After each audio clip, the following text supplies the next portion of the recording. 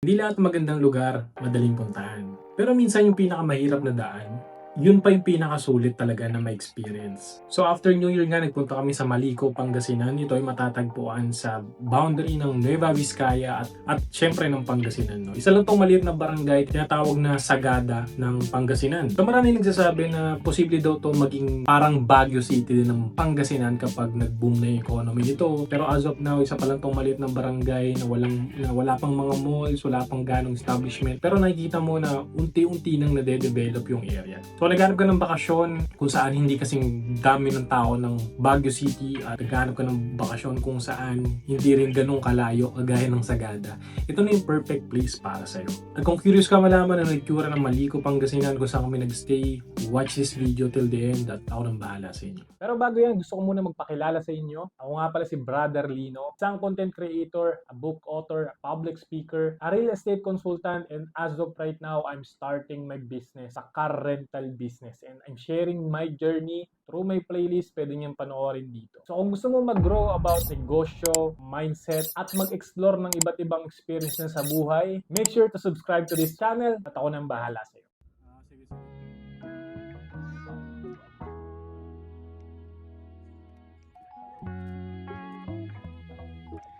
Simula pa lang ng akyatan, ramdam mo na agad na mayroong mga makitid na kalsada, maraming mga blind curbs at may mga bahagi na one way lang yung kasya.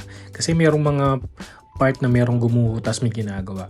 So hindi lang ito basta road trip, kailangan dapat alert ka, maingat at ready sa mga biglang ulap or hamog na makikita mo na bumabalot sa daan. Pero habang tumataas ka na, unti-unting nagbabago yung paligid. From sa pagiging maaraw or mainit, nagiging mas presko yung hangin, mas tahimik at mas malamig.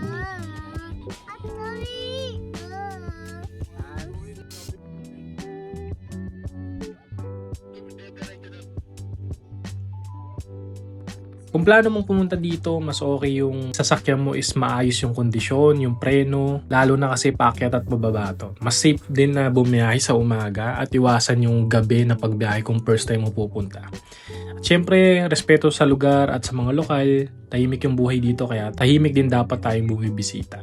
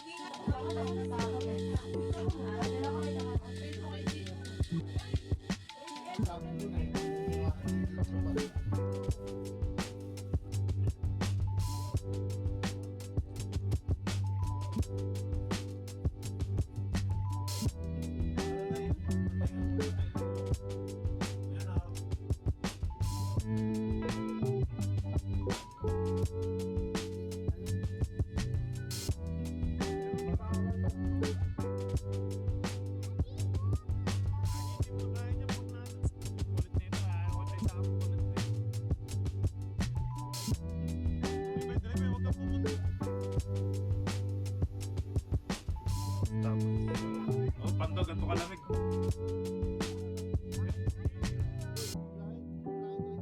Titingin ako sa sasakyan.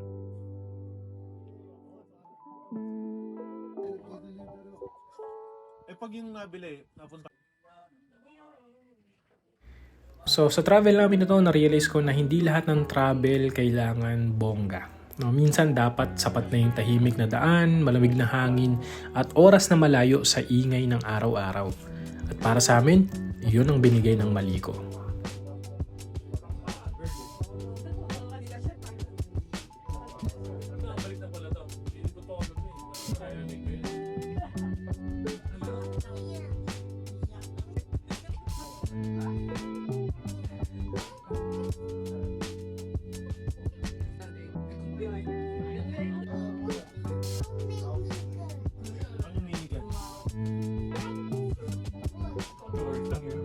Ay, pa pala itsura ngayon dito.